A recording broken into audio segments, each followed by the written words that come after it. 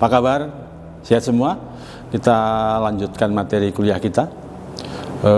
Kali ini kita akan bicara soal iklim komunikasi organisasi. Sebelumnya, masih ingat minggu kemarin kita bicara apa? Ya, minggu kemarin kita sudah bicara soal aktivitas komunikasi organisasi. Jadi, saya review dulu. Minggu kemarin kita bicara soal model-model komunikasi yang ada di dalam organisasi. Nah, model komunikasi yang ada di dalam organisasi itu macam-macam.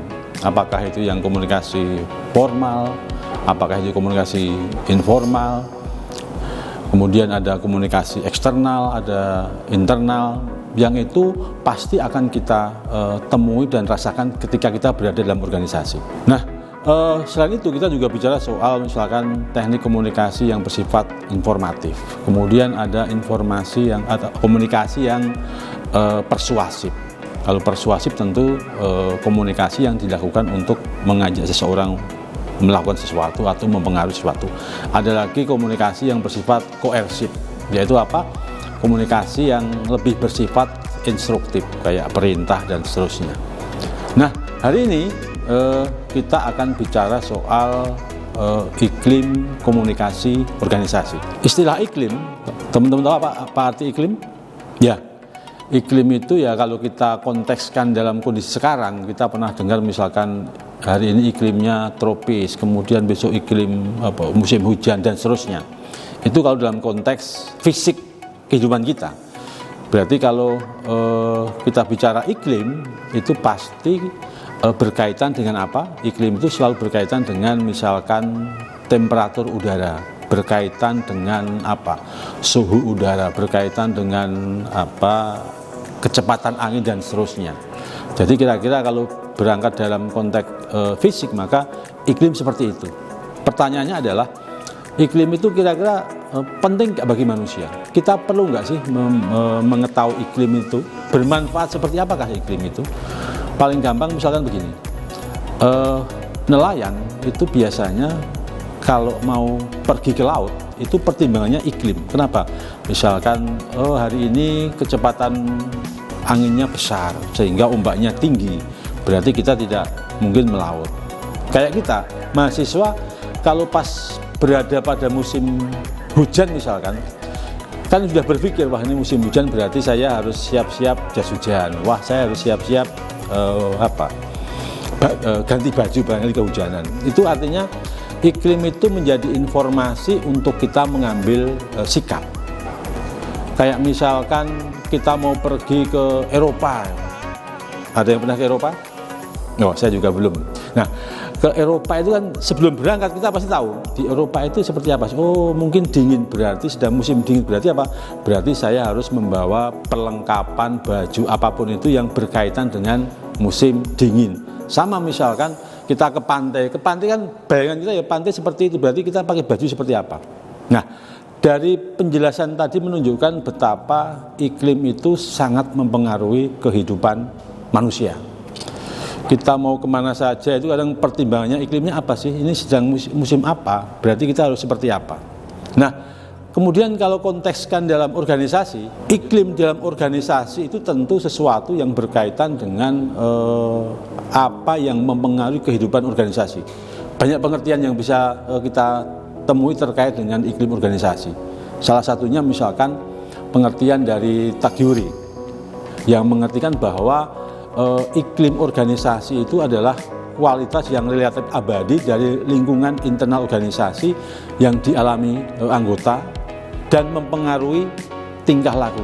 Jadi sesuatu yang kualitas lingkungan yang akan mempengaruhi tingkah laku seseorang, itu namanya organisasi. Nah, pengertian yang berikutnya misalkan pengertian dari Paine misalkan. Jadi iklim organisasi itu adalah konsep yang merefleksikan tentang nilai-nilai, tentang norma, tentang sikap, tentang perasaan yang itu akan mempengaruhi perilaku orang di dalam organisasi. Jadi intinya adalah sesuatu, apakah itu kualitas, apakah itu nilai, apakah itu konsep-konsep yang kemudian akan mempengaruhi perilaku orang dalam organisasi. Berarti yang pertanyaannya adalah bagaimana menciptakan, bagaimana mendefinisikan iklim organisasi. Untuk memahami secara konseptual, iklim organisasi itu salah satunya adalah yang disampaikan misalkan oleh Litwin dan Stringer, itu mengatakan bahwa iklim organisasi itu punya 5 dimensi. Pertama adalah tanggung jawab, kemudian adalah identitas, kemudian kehangatan, kemudian support, dan yang kelima adalah konflik. Yang pertama misalnya tanggung jawab. Jadi dimensi iklim organisasi itu salah satunya adalah tanggung jawab. Itu berarti akan menunjukkan seberapa tingkat tanggung jawab anggota itu dalam sebuah organisasi.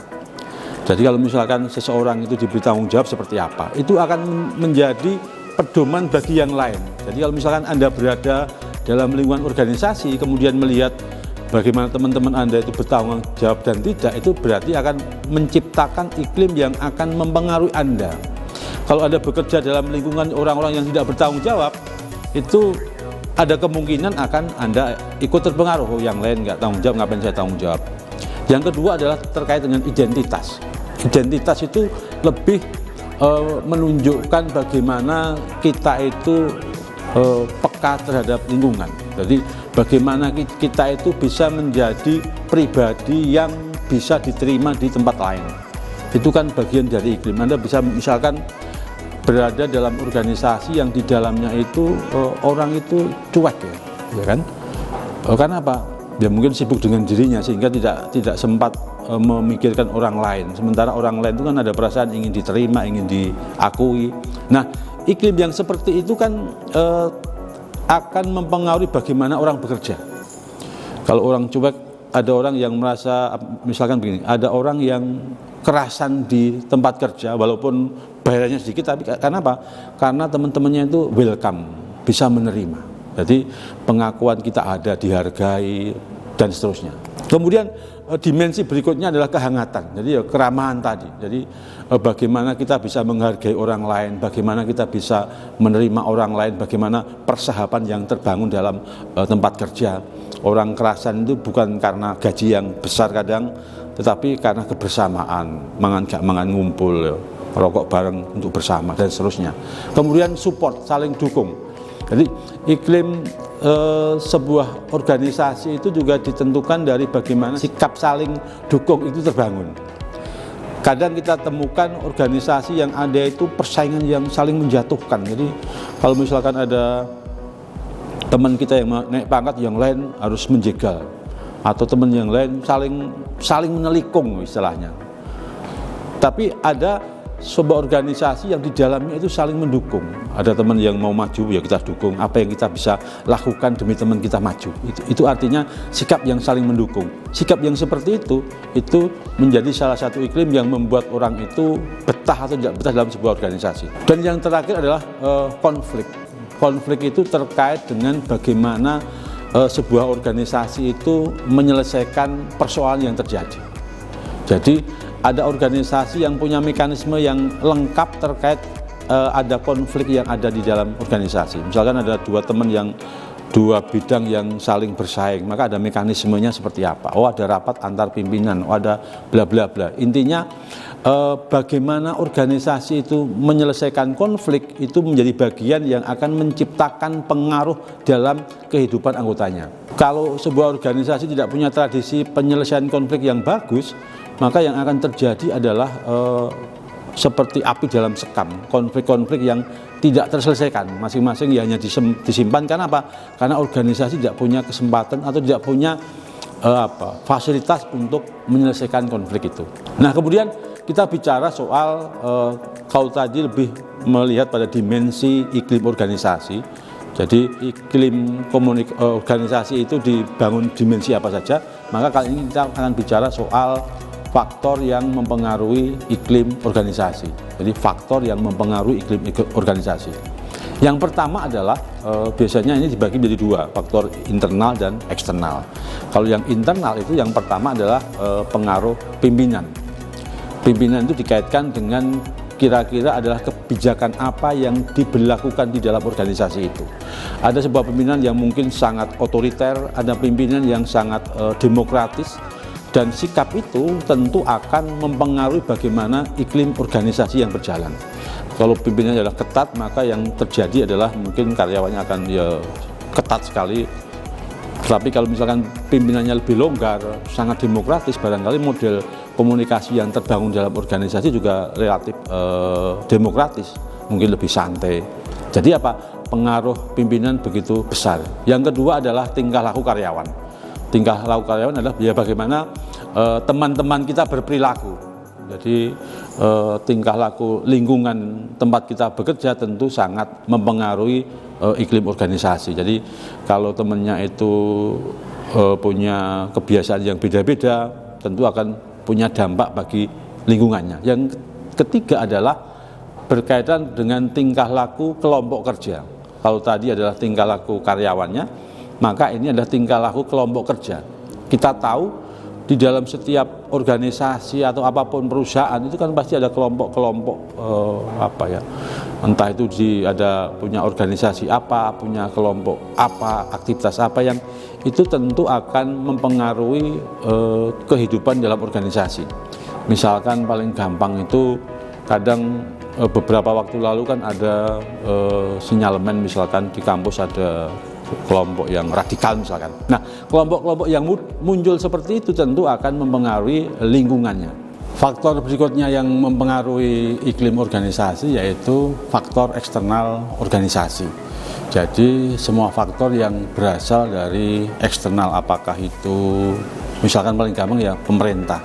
Pemerintah misalkan buat regulasi tentang ketentuan nilai UMK misalkan. Nah, kalau kebijakan itu tidak membuat perusahaan itu nyaman bagi karyawannya, maka itu akan berpengaruh. Jadi kebijakan luar itu punya dampak bagi kondisi yang ada di organisasi. Kemudian hal eksternal lain yang mempengaruhi adalah misalkan situasi masyarakatnya. Ada perusahaan yang hadir, tapi respon masyarakatnya itu selalu menolak, gitu kan. Nah, tentu situasi itu akan membuat orang yang berada dalam perusahaan atau berada dalam organisasi itu kan merasa tidak tenang, maka kemudian itu terpengaruh. Atau misalkan perusahaan yang berada di dalam lingkungan yang tingkat keamanannya itu rawan banget. Ya, misalkan Anda bekerja di Papua yang sangat tiap hari terdengar tembak-tembakan, itu tentu akan mempengaruhi bagaimana Anda bekerja dibandingkan dengan Anda bekerja di dalam tempat yang nyaman, lingkungannya bagus, sambutan masyarakatnya baik. Itu yang akan berdampak kepada bagaimana iklim organisasi itu terbangun. Kemudian kita bicara soal iklim komunikasi. Tadi adalah iklim organisasi, maka ini adalah iklim komunikasi. Jadi bagaimana lebih kepada bagaimana proses komunikasi itu dijalankan, bagaimana komunikasi antar karyawan, komunikasi antar bawahan atasan itu terjadi. Itu yang kemudian akan mempengaruhi iklim organisasi. Jadi iklim organisasi itu kan salah satunya dipengaruhi dari bagaimana iklim komunikasi yang terbangun. Anda berada dalam organisasi yang di dalamnya misalkan tidak tercipta iklim komunikasi yang bagus, itu pasti akan berdampak kepada bagaimana organisasi itu berjalan. Nah, kemudian apa hal utama yang menentukan iklim komunikasi? Jadi ada 3 hal yang sangat menentukan bagaimana iklim komunikasi itu terbangun. Yang pertama adalah terkait dengan persepsi mengenai sumber komunikasi. Persepsi mengenai sumber komunikasi atau mengenai sumber informasi. Jadi dalam sebuah organisasi itu akan dipengaruhi oleh bagaimana persepsi kita terhadap sumber informasi. Misalkan seberapa kredibelkah sumber informasi yang dimiliki. Misalkan ketika kita ada kebijakan-kebijakan yang hadir dalam organisasi, ternyata yang memberikan informasi itu bukan orang yang kredibel, maka itu akan berdampak kepada bagaimana persepsi kita terhadap sumber komunikasi. Apakah sumber komunikasi yang ada dalam organisasi itu bisa kita percaya atau tidak? Yang kedua adalah persepsi terkait dengan ketersediaan informasi.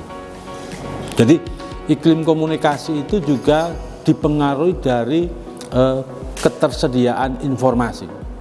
Misalkan sebuah organisasi yang informasi tentang kenaikan pangkat, informasi tentang bagaimana proses naik gaji itu nggak tersedia, orang tentu menjadi tidak nyaman, tidak tahu ini harus tahunya kemana. Kita ingin tahu tentang bagaimana kita naik jenjang karirnya itu lewat apa. Nah, kalau itu tidak tersedia, berarti itu akan menciptakan iklim komunikasi yang tidak baik, artinya tidak ada keterbukaan. Kemudian berikutnya adalah terkait dengan persepsi mengenai organisasi. Jadi kita bekerja itu kan salah satunya adalah dilandasi dari kepercayaan kita terhadap organisasi kita. Jadi kalau kita berada atau bekerja dalam organisasi yang kita tidak punya persepsi bagus, tentu akan berdampak juga kurang bagus. Maka pastilah kalau kita mau bekerja di mana saja, itu diawali dari persepsi kita tentang organisasi yang kita tempati itu positif. Nah, kemudian berikutnya adalah terkait dengan kepuasan komunikasi organisasi. Jadi orang itu akan merasa puas terhadap komunikasi organisasi itu bila setidaknya ada 3 poin yang harus terjawab, harus terpenuhi ketika kita akan bisa merasa puas dengan komunikasi organisasi. Yang pertama tentu kepuasan dengan pekerjaan. Jadi sesuatu yang berkait dengan pekerjaan itu kita terjawab informasinya. Kemudian kepuasan terkait dengan ketepatan informasi.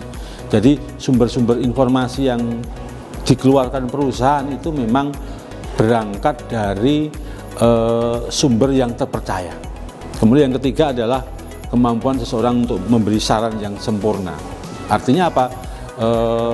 Ketika ada proses-proses yang keliru, itu selalu ada pihak-pihak yang menyempurnakan. Jadi tidak dibiarkan berjalan sendiri. Kemudian kepuasan berikutnya adalah terkait dengan saluran komunikasi. Jadi setiap informasi itu ada salurannya. Ketika kita ingin tahu tentang hal B, maka ada saluran yang memberitakan tentang hal B, dan seterusnya. Kemudian berkaitan dengan kualitas media, kemudian kepuasan apalagi ya, kepuasan berkaitan dengan rekan kerja.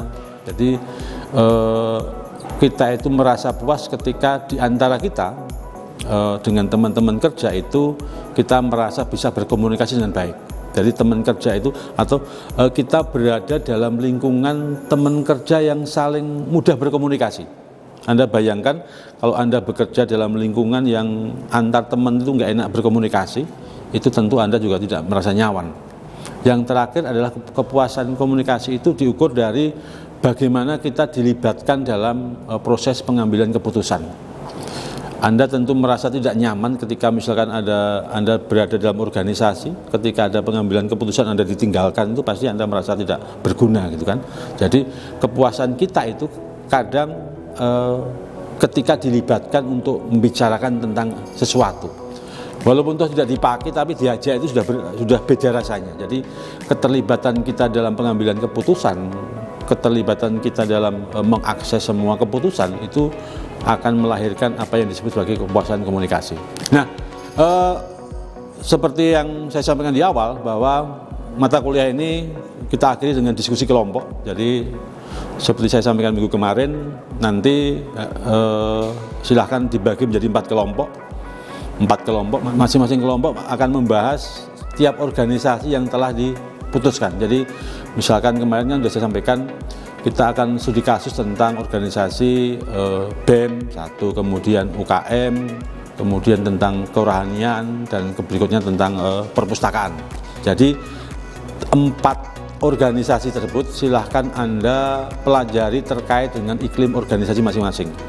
Ada waktu 1 jam untuk diskusi, kemudian minggu depan kita bahas hasil diskusi. Saya pikir itu aja ya kuliah hari ini. Selamat berdiskusi. Terima kasih.